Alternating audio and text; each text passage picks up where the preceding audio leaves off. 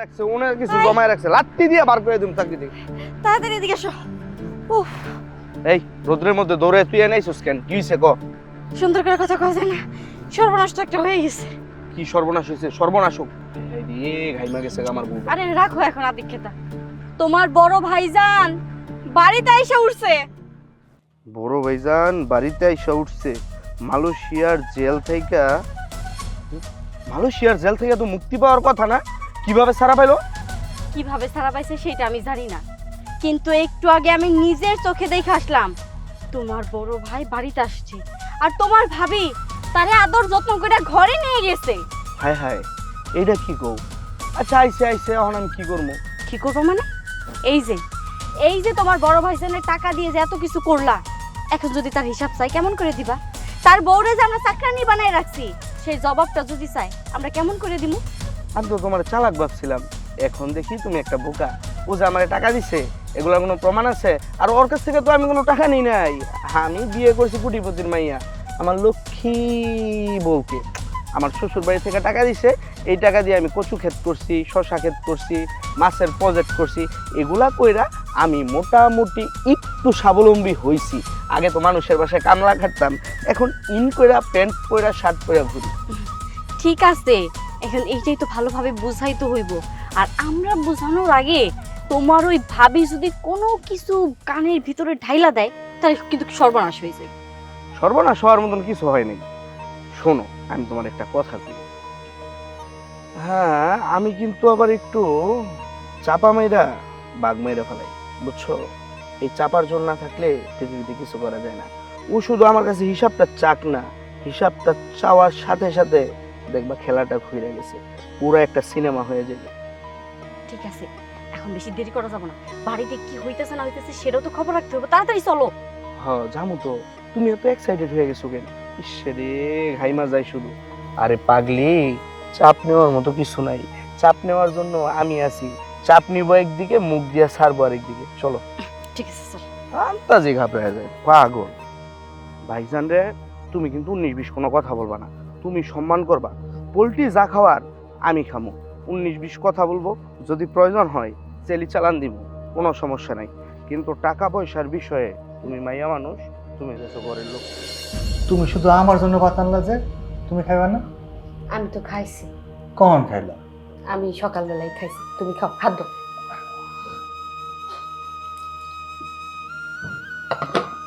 একটু পানি খাও। অনেক দূর থেকে আইছি তো, হাতে ময়লা থাকতে পারে। জানো, যখন জেলখানায় আসছিলাম, এই কয়টা ভাতের জন্য মনটা কত ছটফট করতো। ভাত পাইতাম না, রুটি দিত, তাও আবার শক্ত খাওয়ান যেত না। আজকে মনে হচ্ছে পেটটা বইরা ভাত খাওয়া। তুমি এখন আপাতত এটি দিয়ে খাও, একটু পরে তোমার জন্য তোমার পছন্দের হাঁসের মাংস রান্না করো। ভাত কতদিন পর ভাত পাইছে খাইতে, বুঝছো?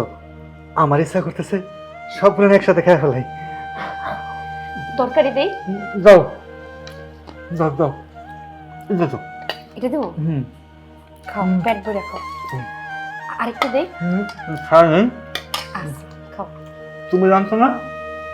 আমি রান্না করছি। অনেক মজা হয়েছে। কতদিন পর তৃপ্তি করে খাইতেছি। আল্লাহ আল্লাহ দিদিকে রাখছে, বিদেশ থেকে দেশে আইছি, এখন খাইতেছি। পানি খাবা? হ্যাঁ, পানি দাও। শোনো না, তুমি তো এত বছর জেল খাটছো, বাড়িতে আইছো, এখন কিছু একটা তো করা লাগবে তোমার। কর্মু, তুমি চিন্তা করো কেন? আমি 5 বছর কাম কইরা বাইরে টাকা পাঠাইছি না, টাকা তো সব আছে। ভাবতেছি গঞ্জে একটা দোকান দিব। কি কম? তুমি তোমার ভাইয়ের কাছে টাকা পাঠিয়েছো, সেই টাকার আশায় তুমি এখন হয়ে রয়েছো। কি কম? আমার ভাইয়ের নামে টাকা পাঠাইছি, আমার টাকা আমার ভাই ফেরত দিব না? তুমি তুমি ভুল ভাবতেছো। তুমি তোমার ভাইয়ের কাছে যে টাকা পাঠাইছো, সেই টাকা তোমার ভাই তোমার কখনোই ফেরত দেবে না। একটা কথা কইলা, রক্তের ভাই, আমরা এক বাপের 2 সন্তান। তুমি মনে হয় সব জানো না, 5 বছরে না হলে আমি 60 থেকে 70 লাখ টাকা পাঠাইছি। আমি সব জানি। আমি জেল খাটিয়েছি তো কি হয়েছে? এই টাকা দিয়ে ব্যবসা করো, গঞ্জে একটা দোকান নিব, দেখবা আমরা সংসার খুব ভালো যাইও। আমার মনে হয় না তোমার ভাই তোমার টাকা ফেরত দেবে, কারণ তোমার ভাই যে তো বড় ব্যবসা করে ওখানে তো মেলা টাকা লাগছে। সবসময় শুনি ছোট বউ নাকি বাপের বাড়ি থেকে টাকা এনে দিছে, কিন্তু এত বড় ব্যবসা করতে গেলে তো মেলা টাকার প্রয়োজন। ছোট বউ বাপের বাড়ি থেকে তো এত টাকা দেওয়ার কথা না। বাদ দাও, ওরা হয়তো আগে মাঝে তোমারে বলছে। আমার আব্বা আম্মা আছে না, আব্বা আম্মাকে আমরা ফেলা দিব, ওনার একটা ব্যবস্থা করে দিব, তুমি চিন্তা করো না। আচ্ছা ভাতটা খাইয়া আব্বা আমার কথা কমো, চলো তুমি একটু খাও। না তুমি খাও, পেট ভরে খাও। আচ্ছা এখন আর খাবো না, হাঁসের মাংস রানলে ওর পেট বেড়ে খাবো না। চলো মুসি, চলো আব্বা আমার কথা কই।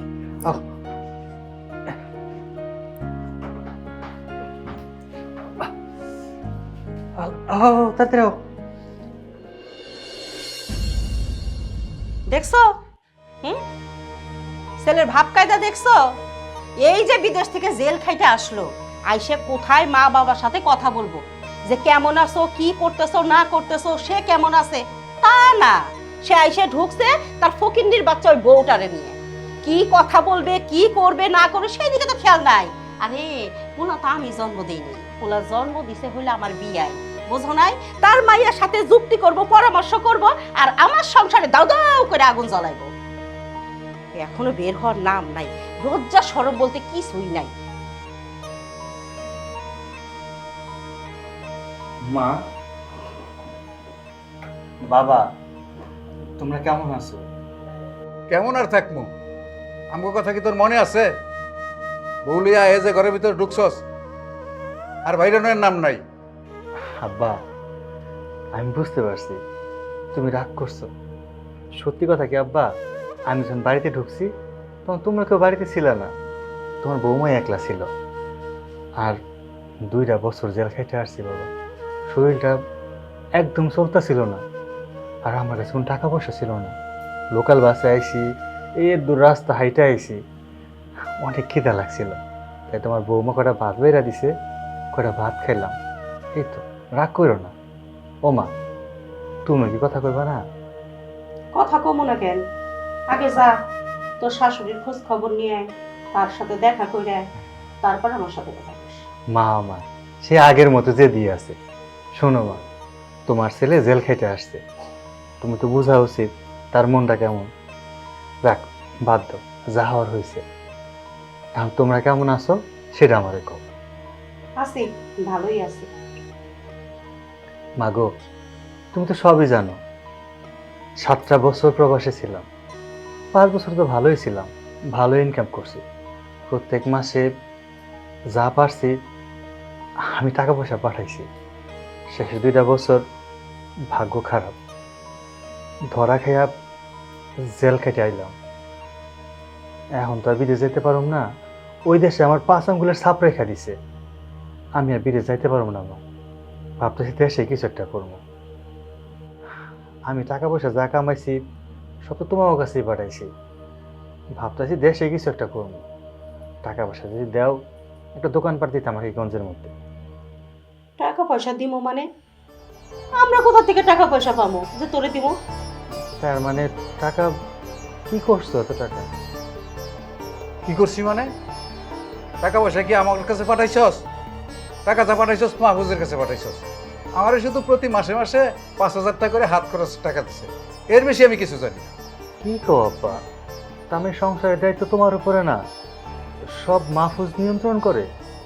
হ, মাহফুজি সংসার চালায়, আর মাহফুজি তো দায়িত্ব নিছে। তুই প্রথম প্রথম যে টাকাগুলো পাঠাইতি, তার থেকে কিছু টাকা আমার হাত খরচের জন্য দিত, আর কিছু টাকা তোর বোর খরচের জন্য দিত, আর যা থাকতো তাই দিয়ে কোনো রকমের সংসার চলতো। 2 বছর ধরে তো তুই জেল হাজতেই, তখন তুই আর টাকা পাঠাইছস কই? তখন যে সংসারটা চালাইছে মাহফুজি চালাইছে। এখন মাহফুজের কাছে কি পাঠাইছস না পাঠাইছস সেটা তো আর আমরা জানি না। তা ঠিক আছে, আচ্ছা ঠিক আছে মা, তাহলে চলো আমরা সবাই মিলে মাহফুজের লগে বসি, এই নিয়ে কথা কই। চল দেখা যাক মাহফুজ কি কয়। আসো চল। আসো। মাহফুজ, মাহফুজ,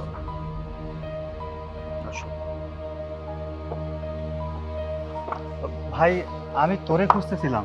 আমারে খুঁজতাছিলা? আমারে খুঁজবা কেন? এত বছর পর বিদেশ থেকে আসছো, ভাবির লগে সময় দাও। কি খুঁজ ভাই, তোর ভাবিরে আর সময় কি দিব? দেশে যা অবস্থা, কাম কাজটা করা লাগবে, ব্যবসা বাণিজ্যটা ধরা লাগবে। আব্বা আমার কইছিলাম ব্যবসার টাকা পয়সার কথা, বললো তোর সাথে কথা বলার জন্য। আমি তো টাকা পয়সা সব তোর নামেই পাঠাইছি, অ্যাকাউন্টে কত আছে না আছে যদি একটু হিসাব দিতি, একটা ভালো একটা ব্যবসা ধরতাম আর কি। আমি কি হিসাবের খাতা লয়ে বইছি, নাকি আমি টাকার গাছ হইছি যে গাছ ধরে ঝাঁকা দিমু, টাকা পড়বো, ওই টাকা টুকায়া তোমারে দিমু, তুমি ব্যবসা বাণিজ্য করবা? তুই কি কইতেছিস ভাই? আমি 7 বছর বিদেশে ছিলাম, 5 বছর তো যা ইনকাম করছি সব টাকা তোর কাছেই পাঠাইছি, শেষে 2 বছর জেলখানায় ছিলাম। ওই টাকা পয়সা কি করছিস না করছিস আমার হিসাব দিবি না? ভাইজান, এটা আপনি কেমন কথা কইলেন? আপনি যে টাকা পাঠাইছেন সেই টাকা দিয়ে এই সংসারে তো বাজার খরচই হয়নি ঠিক মতো, আবার সেই টাকার হিসাব চাইতেছেন। বুঝতে পারছি কেন চাইতেছেন। আপনার ভাই এটা সেটা করছে, একটু টাকা পয়সা আমার লোক হইছে, সেইটা দেখে ভাবতেছেন আপনার টাকা দিয়ে করছে। না ভাইজান, সেই সব আমার বাবার বাড়ির টাকা আইনা করছে। ছোট বউ, এটা তুমি কি কইতেছো? আমি যে টাকা পয়সা পাঠাইছি আমার কাছে একটা হিসাব আছে, ওর কাছে কি হিসাব আছে না? আমার বুঝাইতে হইব না? শোনো, একটা কথা বলি। বিয়ের আগে বলছিলাম যে বিয়ে যদি করো কোটিপতির ঘরে করো, বিয়ে তো করছো ফকিন্নির ঘরে। আর এই যে দেখো, আমি কোটিপতির ঘরে বিয়ে করছি, আমার কপালটাই ঘুরে গেছে। আর তুমি যে আমার কাছে টাকার হিসাব চাইতেছো, এটা কি তোমার টাকার হিসাব চাইতেছো, নাকি আমি এত কষ্ট কইরা কচু ক্ষেত, শশা ক্ষেত, মাছের প্রজেক্ট এগুলা কইরা যে টাকাগুলা গুছাইছি, যে ব্যবসা বাণিজ্যগুলা গুছাইছি, এগুলার হিসাব চাইতেছো? কেন ভাই, আমি কামাই করে তোর কোনো টাকা পাঠাই নাই? পাঠাইছো, বলছো এই যে 20,000 টাকা দিলাম, আব্বারে দিবি চাপান খাওয়ার লেগা 5,000, মায়েরে দিবি ওষুধ খাওয়ার লেগা 5,000, আর ভাবির জন্য যেগুলো পাঠাইছো এগুলো আমার কাছেই ছিল। ভাবি মাঝে মধ্যে কয়, ভাই আমার চটপটি খাইতে মন চাইতেছে, চটপটি এনে দিছি, ফুচকা খাইতে মন চাইতেছে, ফুচকা এনে দিছি, কি এর নাকি পিৎজা, পিৎজা তো আমার ভাবি চিনাইছে। থাক, আর কিছু করতে হবে না, আমি বুঝতে পারছি। বউ, মনে করো আমার হাতে কিছু নাই, আমি পথে বসে গেছি, এখন আমি কি করবো কও? এই বাড়ি থেকে বের হয়ে যাবা? কি করবো মানে? এই বাড়িতে তোমার একটা টাকাও লাগাইনি। এই 5-10 হাজার টাকা মাসে যা দিছো আব্বারে আম্মারে দিছি, এগুলো হিসাব তুমি আম্মা আব্বার কাছ থেকে বুঝ জানিবা। আর এই যে আমি ব্যবসা বাণিজ্য করে আমার শ্বশুর বাড়ি থেকে টাকাই না, এই বাড়িটা করছি, রুমের মধ্যে এসি লাগাইছি, এগুলো করছি, এই বাড়িতে ভাইজান তোমার থাকা হইব না। তুমি চাইলে এখানে একটা টিনের ঘর করে থাকতে পারো পূর্ব পাশে, অথবা তুমি তোমার শ্বশুর বাড়িতে চলে যেতে পারো, এটা তোমার বিষয়। ভাই কি কইতেছ? মা, আমার ভাই এসব কি কইতেছে আমারে? কেন যা কইতেছে খারাপ কই? সত্যি কথাই তো কইতেছে। তুই বিদেশ থেকে টাকা পাঠাইছ, এটা সত্যি কথা। সংসারে তো আমাকে খরচ হয়ে গেছে, আর ও নিজে এত কষ্ট করে এখানে বাড়ি ঘর করছে, ব্যবসা বাণিজ্য করছে, এখন সেইগুলোর ভাগ কি তোরে দিব ক? আর আমি সে এত বছর ইনকাম করলাম, টাকা পাঠাইলাম, বাবা আমার টাকা কি খবর? তুই কি আমার কাছে কোনো টাকা পয়সা পাঠাইছস? আমার কাছে জিজ্ঞাসা কেন এসব? তা না হয় বুঝলাম, আমি টাকা পয়সা পাবো না, আমার কিছু নাই, তবে আমার বউ তো এবারের বড় বউ, আমার বউ এই ভেস কেন? আমার বউ কেন এবারে চাকরি হয়ে রয়েছে? আমি কইতাছি ভাইজান, আপনারা বুঝাই না বলে তো কিচ্ছু বুঝেন না। আপনি যে 5 বছর টাকা পাঠাইছেন, আপনার বউ রাজরানী হয়ে চলছে, তার স্বামী বিদেশ থেকে টাকা পাঠাইছে, মস্ত মস্ত করে ভাঙছে, দামি দামি শাড়ি পরছে, দামি দামি গহনা পরছে। যে আপনি জেলে, সেই আপনার বউয়ের সবকিছু শেষ হয়ে গেছে, ফুটানিও কমে গেছে। তাই আমরাও তো তারে শুধু শুধু বসাই বসাই বাড়িতে খাওয়াইতে পারি না, তাই এই বাড়ির কাজ কাম করছে, রাঙ্গরা বসে বসে খাইছে। ইস, তুমি এত হাই রেজলিউশনের কথা বলো কেন? ঘাইমা যাইতেছো না তুমি? সরি, এটা আম্মু আব্বু বুঝবে। আজকে তাইলে আমি বুঝতে পারলাম প্রবাসীরা কখনো কারো ভাই হয় না, প্রবাসীরা কখনো কারো সন্তান হয় না, প্রবাসীরা হয় শুধু টাকার মেশিন। হ্যাঁ, টাকার মেশিনই। এই জায়গায় কান্নাকাটি কইরা সময় নষ্ট না কইরা গিয়া কাজ বাজ খুঁজো। আর বউ, ঘরে চলো, এসি ছেড়া তোমার মাথাটা ঠান্ডা করি। এরা বাড়ি থেকে বেরোলে পরে বাড়িটারে সোনার উপর পানি দিয়া দিতে। চলো ঠিক আছে, তাড়াতাড়ি বের হয়ে যাও। তুমি দাঁড়ায় রইছো কেন? আব্বা, মা, তুমি আমার ছেড়ে যাবে না তো? তোমার ছেড়ে আমি কই যাবো? রক্তের আপনজন যারা ছিল সবাই তো ছেড়ে গেছে। তুমি যদি ছাইরা যাও, আমি সারা জীবনের জন্য একলা হয়ে যাবো। তোমার ছেড়ে আমি কোথাও যাবো না। বাড়ি নাই, ঘর নাই তো কি হয়েছে? দুই চোখ যেদিক যাইবো আমি তোমার সঙ্গে সেই দিকে যাবো। চিন্তা করো না, হাল্লার দুনিয়ায় মেলা জায়গা আছে। আমার শরীরে এখনো শক্তি আছে, খাটতে পারবো। আমি তোমার যা পারি কামাই করে খাওয়াবো, তুমি শুধু আমার হাতটা চাইরো না। চলো। চলো।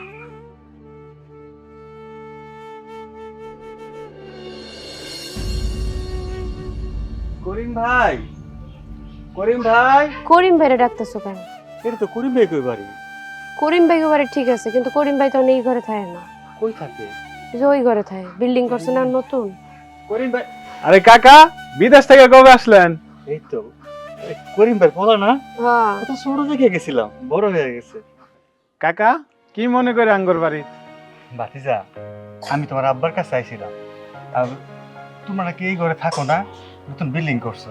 হ্যাঁ কাকা, আমরা তো ওই ঘরে উঠছি। এই ঘরে এখন আপাতত কেউ থাকে না। তুমি এই ঘরটা কি ভাড়া দিবা? আমার তো বাড়িতে একটু ঝামেলা হয়েছে, ছোটবেলা রাগারাগি করে বাইরে আইছি। থাকা তো একটা জায়গার দরকার। আমি তোমার আব্বার কাছে আইছিলাম এই কথাটা কোয়ার জন্য। কাকা, আপনি এই ঘরে থাকুন, ভাড়া দেওয়া লাগবো কে? আপনি কি আঙ্গুর পাওয়ার? আপনি তো আপনি, আপনি উঠেন তো এই বাড়িতে। আমি আব্বার লগে কথা কইলাম। ভাতিজা, তুমি যে কথা কইছো সত্যি পড়ানটা বইরা গেছে। আচ্ছা ঠিক আছে, তুমি তোমার আব্বার লগে কথা কই। ভাতিজা কিন্তু কথা খারাপ কইনি। চলো আমরা এখানেই থাকি। ঘরে তো যাবো, কিন্তু ঘরের তো কিছু জিনিসপত্র লাগবে। তুমি কোনো চিন্তা করো না, একটা মাদুর কিনে নেবো। কাকা, ঘরের মধ্যে সবই আছে, কারেন্ট থেকে শুরু করে ডেক ডেকছি সবই আছে, আপনার খালি ওইটা যান। আচ্ছা আচ্ছা ঠিক আছে, আচ্ছা তাহলে কবে উঠতেছেন? এখনই যাবো, এখনই আইছি আমরা। আচ্ছা আসেন তাইলে।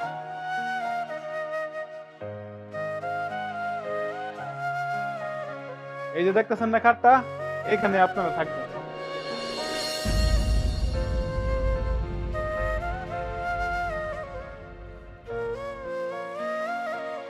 আসসালামু আলাইকুম ফরিদ ভাই। ওয়ালাইকুম আসসালাম। ভাই কেমন আছেন? ভালো আছি, তুমি ভালো আছো? সুপ্রিয়, আছি ভাই, কোনো রকম। তা আমি শুনলাম আজ তুমি নাকি বিদেশে জেলে ছিলে। হ্যাঁ ভাই, বিদেশে 2 বছর জেল খাটছি। জেল খাইটা কালকেই ছাড়া পাইছি। বলো কি, তুমি জেলে ছিলে 2 বছর? হ্যাঁ ভাইজান, আমি না আপনার কাছে যাইতেছিলাম। আপনি নাকি লোকজন নিয়ে কাজ করেন। আপনার এখানে কি আমার একটা কাজ দেওয়া যাইব? কও কি মিয়া, তুমি এত বছর বিদেশ ছিলা, বাড়িতে বিল্ডিং করছো, আমি তো জানি তোমার কাছে অনেক টাকা পয়সা আছে। জেলে ছিল ভালো কথা, কিন্তু এমন অবস্থা হয়ে গেল তোমার যে এখন দেশে এসে তোমার অন্যের বাড়িতে কাজ করতে হবে। ভাইজান, সব কথা তো আর মুখ ফুটে বলা যায় না। তবে যেন একটা কথা কই, অনেক পরিশ্রম করছি, টাকা পয়সা যা কামাই করছি সবই তো ছোট ভাইয়ের কাছে পাঠাইছি। এখন যখন ছোট ভাইয়ের হিসাব চাইলাম, কইলাম যে টাকা পয়সা কেমনে কি করছো, সংসারের সবাই আমার বিপক্ষে চলে গেল। আমারে বাড়ি থেকে বাড়ি ফিরে দিল। আমি এখন আমার বউরিলে বাইরে আছি, আমার ঘরে খাওন নাই। বলো কি, তোমার এই অবস্থা দেখে তো আমার সত্যি খুব খারাপ লাগছে। আর তোমার ফ্যামিলি তোমার প্রতি খুব খারাপ একটা অবিচার করছে, এটা আসলে মেনে নেওয়ার মতো না। যাই হয়েছে, দিন শেষে একটু ক্ষুধা মিরান লাগবে, খাওন তো লাগবে। ঘরে বউরা না খেয়ে আছে, একটু বাইরে যদি কাম দিতেন। সুজ, তুমি টেনশন করো না, আমি তোমার জন্য ব্যবস্থা করবো। এখন কি তোমার হাতে একেবারে খালি? হ ভাইয়া। তাহলে কাজ করো,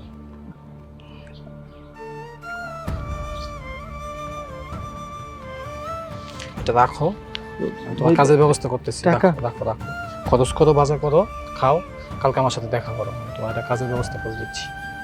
মন খারাপ করবে না, মনে সাহস রাখো, ঠিক আছে? আমার একটু তাড়া আছে, আমি গেলাম। আচ্ছা ভাই, দুনিয়ায় ভালো মানুষ আছে। যাক, কাম করে না হয় এই টাকা শোধ দিয়ে দেব, অন্তত বাজারটা করে যায়।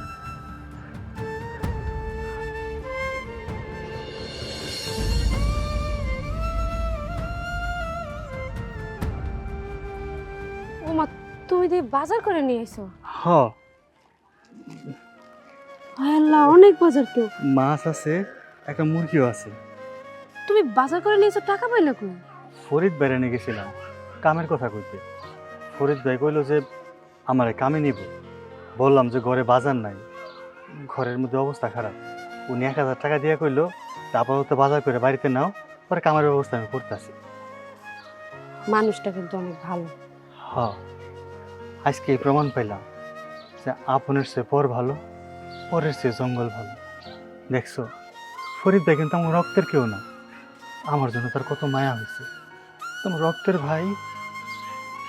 থাক, কষ্ট পেও না। তোমার কইছিলাম না, আল্লাহ যদি চায় তাহলে এর বান্দা করে ভালো রাখতে পারে। আচ্ছা ঠিক আছে, তুমি ঘরে যাও, আমি যে রান্না চালাই। আচ্ছা ঠিক আছে।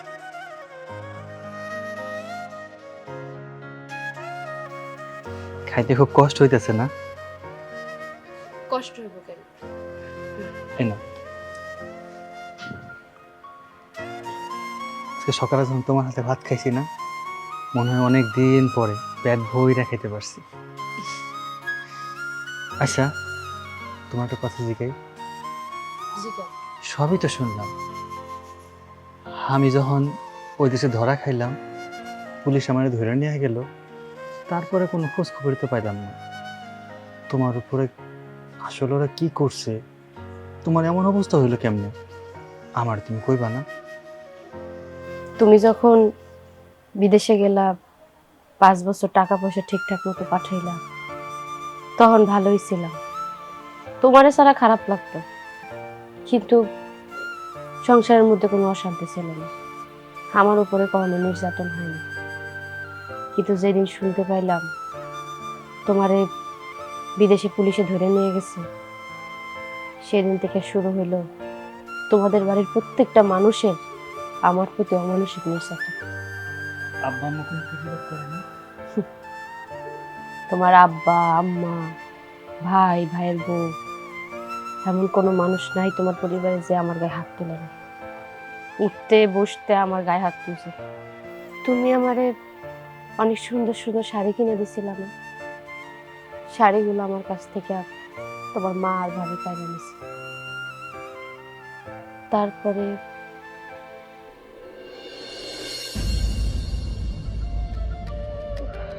কি ব্যাপার? ফকিনীর মাইয়া এখনো দেখি ফ্লোর ঘষাঘষি করতেছে। ওই, আমি যে বালতিতে কাপড় ভিজাই আর টুম্পাকো বাড়ি গেছিলাম, টুম্পাকো বাড়ি থেকে বেড়াইয়া কথা গল্প টল্প কইরা আসলাম, এখন পর্যন্ত বালতিতে কাপড় ভিজাই রয়েছে। বেশিক্ষণ ভিজা থাকলে যে কাপড় পয়সা যায় তুই জানোস না? হ্যাঁ, তোর মা কি এসে আমার কাপড় চোপড় ধুয়ে দিব রে? আম্মা, আপনি তো জানেন আপনার পোলা জেলে দেখে আমি টেনশনে কটা রাত ঠিক মতো ঘুমাইতে পারিনি। আমার শরীরটা একটু অসুস্থ, তারপরও বাড়ির সব কাম কাজ আমি করতেছি, ঘর দুয়ার সব ঝাড়ু দিয়ে মোছামুছি করতেছি। আর কত আম্মা? হইছে, আর ডায়লগ দিস না। আমার পোলারে তো খাইছস, এখন চিন্তা করতেছস আমাকে কেমনে খাওয়ান যায়। ওই অসুস্থ, রাত বেড়ে যখন ফোনে ফকর ফকর ফকর ফকর করস, তখন তো অসুস্থ হস না? কার সাথে কথা কস রাত ভাইরা? আম্মা, আপনি রুমে যান, আমি এই ঘরটা পরিষ্কার করে আপনার কাপড় চোপড় ধুয়ে দিতেছি। হ, কথাটা জানি মনে থাকে। আর যদি কথাটা মনে না থাকে, কাজ যদি ঠিক মতো না করস না, এই হাত দেখতেছস না, এর থাপ্পড় একটা মাটিতে পড়বা, সব তোর গালে পড়বে।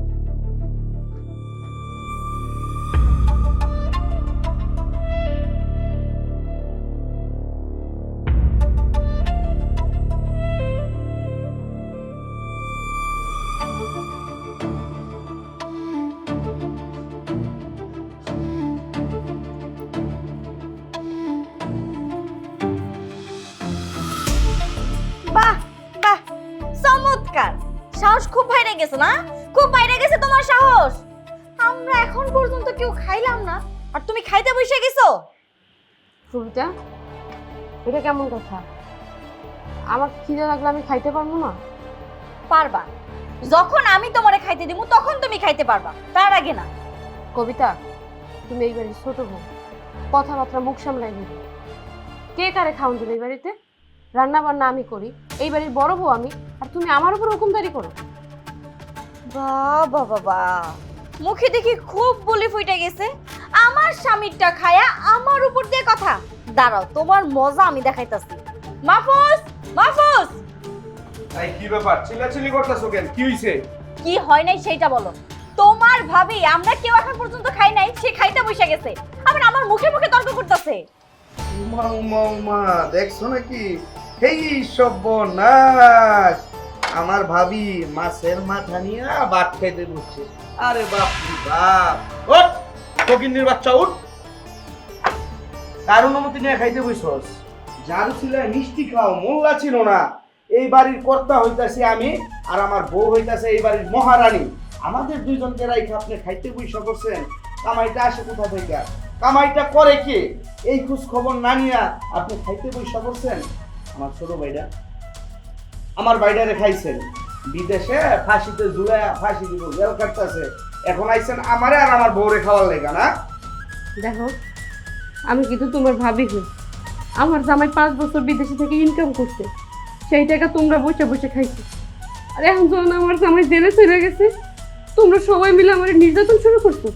ও আমরা আপনি নির্যাতন করতেছি আপনার জামাই আমাকে অনেক খাওয়াইছে আমরা অনেক বড় ভুল করতেছি আপনার সাথে ক্ষমা করে দিবেন আমরা আপনার কাছে মাপ চাই ক্ষমা ফকিন্নির বাচ্চা কোথাকার বাইরা এই জায়গা থেকে বাইরা আর কোনোদিন আমাদের আগে খাইতে বসবি না যা বেরো বেরো এখান থেকে আরে চাকুন টুকুন খাওয়াটা শিখছো না ফকিন্নির বাচ্চা একদম ঠিক আছে। এই প্লেট দিয়া তুমি মাছের মাথা দিয়ে ভাত খাও আর আমার জন্য করে ভাত নিয়ে আসো আচ্ছা ঠিক আছে।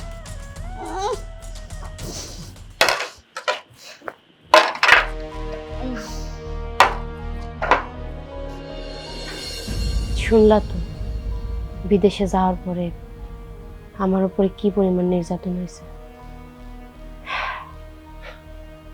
হাই রে প্রবাস প্রবাসে গেছিলাম 2 মুঠ ভালো খাওয়ার জন্য ভালো থাকার জন্য ভালো পড়ার জন্য প্রবাস আমার জীবন থেকে কত কিছু পেরা নিল না পারলাম নিজে সুখী হইতে না পারলাম তোমারে সুখী করতে বাদ দাও মনে করো এই দীর্ঘ 7টা বছর আমগো জীবনে দুঃস্বপ্ন ছিল একটা চিন্তা করো না আমার গায়ে এখন অনেক শক্তি আছে আমি গায়ে কথাটা খাটতে পারবো আমি আবার কামাই করবো আমগো আবার সোনার সংসার হইব আমরা সুখে থাকবো সত্যি কথা কি জানো প্রবাসের নাম আর কোনোদিন নেব না প্রবাস মানে হয়েছে কষ্টের জীবন প্রবাস মানে হয়েছে টাকার মেশিন আমি টাকার মেশিন হইতে চাই না আমি তোমার পাশে থাকতে চাই সারা জীবন দেখো একবার যাই তো বুঝতেই পারছো প্রবাস কতটা কষ্টের। টাকা আজকে হইলে কালকে নেই, কিন্তু তুমি যদি আমার পাশে থাকো আমি শান্তিতে থাকতে পারবো, আর কোনো কষ্ট চাই না। ঠিক কইছো খাও দাও। আগে তুমি খাও তারপর আমি খাও।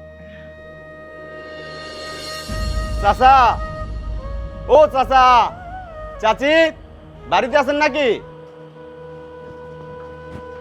কেডা চিল্লাচিল্লি আসসালামু করে আলাইকুম, কেডা রাত্রে চিল্লাচিল্লি করে কেডা বাসায় চাচা শুনলাম বিদেশ থেকে সূর্য আসছে নাকি ও আসছে তো তা সূর্য কই সূর্য কই মানে সূর্য রিজিয়া তোমার কি দরকার সূর্য বিদেশ থেকে জেল খাইটা বাড়িতে আসছিল আইসাই বাড়িতে টাকার হিসাব চাইতেছে আরে বেটা তুই বিদেশ থেকে কয় টাকা পাঠাইছস টাকার হিসাব চাস 2 দিন পর তো জমির ভাগ চাবি এজন্য লাথি মেরা বাড়ি থেকে বের করে দিছি মাহফুজ নিজের এত বড় মনে কইরো না তুমি এটা ভাইবো না যে তোমার ভাই সূর্য বোকা দেখা দুনিয়ার সবাই কিন্তু বোকা না কি কইতে চাইতাছ রাসেল ভাই কি কইবা খুইলা কও আমি কি কইবার চাইতেছি শুনো 7 বছর আগে যখন সূর্য বিদেশে গেছিল তখন কিন্তু তুমি ছোট আছিলা ইনকাম করে খাওয়ানোর মতো তোমার কিন্তু ওই রকম উপযুক্ত হইছিল না তুমি তোমার বাবা মারে কিন্তু তুমি পালতে পারতা না তোমার ভাই সূর্য বিদেশে যায় হাড় ভাঙা পরিশ্রম করে টাকা পয়সা উপার্জন করে দেশে পাঠাইছে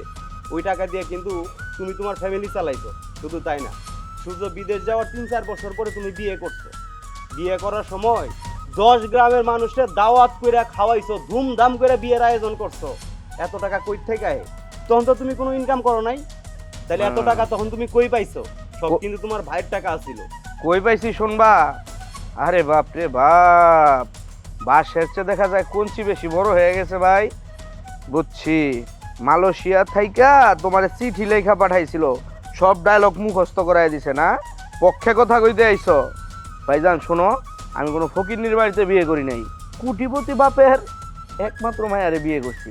আমার শ্বশুর বাড়ি থেকে আমার লক্ষ লক্ষ টাকা দিছে, ওই লক্ষ লক্ষ টাকা আমি কিন্তু পুরাই খাই নাই, জমিতে লাগাইছি, কচু ক্ষেত করছি, শশা ক্ষেত করছি, মাছের খামার করছি, এগুলো আমার আয় বরকত দিছে। যখনই আমার এগুলো আয় বরকত দেওয়া শুরু করলো, আমি এলাকার মানুষের চোখে পড়ে গেলাম, তার মধ্যে তুমিও একজন আইছো আমার সংসারের মধ্যে আগুন লাগানোর জন্য। হইছে হইছে, শোনো মাহফুজ, তুমি যে বাড়িতে বিয়ে করছো এগুলা কিন্তু আমাকে অজানা না। তোমার শ্বশুর এত টাকা আলাও না, খাদায় খাদায় জমি আলাও না, তোমার শ্বশুরের ব্যাংকে কোটি কোটি টাকাও নাই। তোমার শ্বশুর কিন্তু দুধ বেচা ভাত খায়, যে মানুষটা দুধ বিক্রি করে ভাত খায় সেই মানুষটা জামাইরে লাখ লাখ টাকা কই থেকে দেয়। শোনো, দুনিয়ার মানুষটা এত বোকা মনে করো না। এই যে আমরা কিন্তু সব কিছুই জানি। তুমি মাহফুজ তোমার ভাইয়ের বিদেশ থেকে পাঠানো টাকা দিয়া এই যে কয়লা কচু ক্ষেত, এই যে শশা ক্ষেত, এই যে মাছের প্রজেক্ট এগুলা করছো না, এগুলা সব তোমার ভাইয়ের টাকা। তোমার ভাইয়ের টাকা দিয়ে সবকিছু কইরা এখন তোমার একটু টাকা হইছে, এখন তোমার অহংকারে মাটিতে পা পড়তেছে না। এই যে বাড়ি করছো, ব্যবসা বাণিজ্য, সব কিন্তু সূর্যের টাকায়।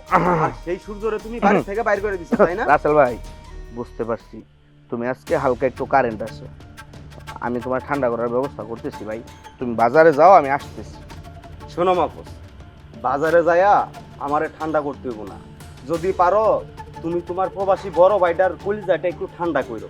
চাচা, আপনার একটা কথা কইতেছি শুনেন, আমার থেকে ভালো আপনি কিন্তু জানেন মাহফুজ সম্পর্কে, আমার থেকে ভালো আপনার বড় ছেলে সূর্য সম্পর্কে আপনি জানেন। চাচি, সূর্য কত কষ্ট করে বিদেশ থেকে টাকা পয়সা পাঠাইছে সেটা কিন্তু আপনারা ভালো করে জানেন। সূর্যর টাকা দিয়ে আজকে আপনাদের এই পর্যন্ত, অথচ সেই সূর্য যখন বাড়িতে আইছে এই বাড়ি থেকে সূর্যরে আপনারা তাড়াই দিছেন। যে কাজটা করছেন একদমই উচিত করেন নাই। একটা কথা মনে রাখেন, আপনার পোলা যে সূর্য এত কিছু করার পরও দাম পায় নাই, বাড়ির থেকে বাইর করে দিছে, আপনার সেই পোলায় আপনাকে একদিন বাড়ি থেকে বাইর করে দেবো, কথাটা মনে রাখেন। নিজের সরকার তেল দিতে পারে না, মানুষের সংসার ভাঙতে আইছে। আরে যাও যাও, আমার বাপ মায়ের এই নয় বুঝায় লাভ নাই, তারা সারা গেছে, তারা বুঝে তার কোন সন্তান তারে খাবার দিব। থাম মাহফুজ, রাসেল যেগুলো বলে গেল একটাও তো খারাপ কথা বলে নাই, ফালানো কোনো কথা বলে নাই। সত্যিই তো, তুই তো ইনকাম করস না, আর তুই যে বাড়িতে বিয়ে করছস তারাও তো কোটিপতি না, তাহলে এত টাকা তুই কোথা থেকে পাইলি? আম্মা, আপনি কিন্তু ওই যে পরের মানুষের কথা শুনে সত্যি সত্যি আমাকে ভুল বুঝতেছেন। ভাইজান আর কয় টাকাই পাঠাইছে? ভাইজান যে টাকা পাঠাইছে সেগুলো তো আপনাদের পিছনে খরচ করছে, ভাবির পিছনে খরচ করছে। ও যে টাকা দিয়ে ব্যবসা করতেছে ওই টাকা আমি আমার বাপের বাড়ি থেকেই নিয়ে আসছি। হ্যাঁ, সেটা তো আমি ভালো করেই জানি। তোমার বাপ দুধ বেচা খায়, সে কত টাকাই তোমারে দিছে, এগুলো যে সব আমার সূর্যের টাকা সেটা আমি বুঝতে পারি। আম্মা, কথায় কথায় আমার শ্বশুর দুধ বিক্রি করে এই কথাটা বলতেছো, বুঝছি। তাবিজে কাজ হয়ে গেছে, তাবিজ লাইগা গেছে জায়গা মতো, সমস্যা নাই। শোনো, এই বাড়িতে হয় সূর্য থাকবো নয় আমি থাকবো, আর যেহেতু এই বাড়ি এখন আমার দখলে আছে, এই বাড়িতে আমিই থাকবো। আর তোমার আর আব্বার যদি সন্তানের জন্য এত চলে, ঘাটটা দইরা কিন্তু পাঠাই দিল। চুপ কর, কারে কি বুঝাস? আমি বোকা হইলেও এতটা আবার বোকা না। এই সম্পত্তি, এই যে বাড়িটা কার জায়গার পর এখনো তোর বাবার নাম, অতএব এই বাড়ির মালিক তোর বাবা। আর থামো, তুমি কি মনে করছো তাবিজ তোমার লাগা গেছে যে আব্বারও লাগছে? আরে না, আমার বাবা আমার পক্ষে আছে। কি আব্বা, প্রত্যেকদিন 100-200 করে টাকা দিতেছি, তুমি খুশি না? এই জায়গা জমি সবকিছু আমার লেখা দিবে না? না মাহফুজ, তোরে এক আমি লিখে দিব না। এই সম্পত্তির ভাগ অর্ধেক সূর্য পাইব। তাই তুই যদি আমাদের কথা না শোনস, তুই যদি সূর্যকে অর্ধেক ভাগ না দেস, তাহলে সমস্ত সম্পত্তি আমি সূর্যের নামে লিখে দেব। কি কইতাছে? আমি কি নাটক দেখতেছি না আমি বাস্তবে আছি? তুমি এসে তাড়াতাড়ি হইছে আব্বার কাছে মাপ চাও, তাহলে সমস্ত সম্পত্তি ভাইজানের মালিকে দিবে। এখনো সময় আছে, নিজেদের ভুল স্বীকার কর আর সূর্যর কাছে চল, ওর কাছে ক্ষমা চাই, ওকে এই বাড়িতে নিয়ে আয়। রাজি বলেছো? তোর কথাই তো সব করলাম, আবার এখন কইতাছিস রাজি হয়ে যাইতে। আরে বলো, যেটা কইতেছি সেটা করো, পরে সবকিছু বলতেছি। এই চুপ থাক। আব্বা, আপনি আর আম্মা যেহেতু কইতেছেন ঠিক আছে, চলো তাহলে আমি গিয়া ভাইয়ের কাছে ক্ষমা চামো, ক্ষমা চাইয়া বাইরে বুঝায় শোনায় এই বাড়িতে নিয়ে আসি। চল বাবা, চলো চলো।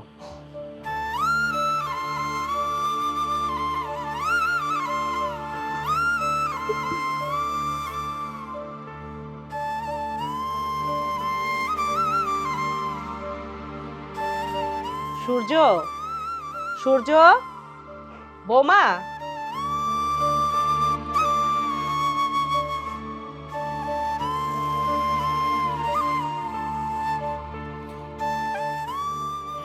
মা তুমি, আমরা তো ওই বাড়ি থেকে কিছু নিয়ে আসি নাই।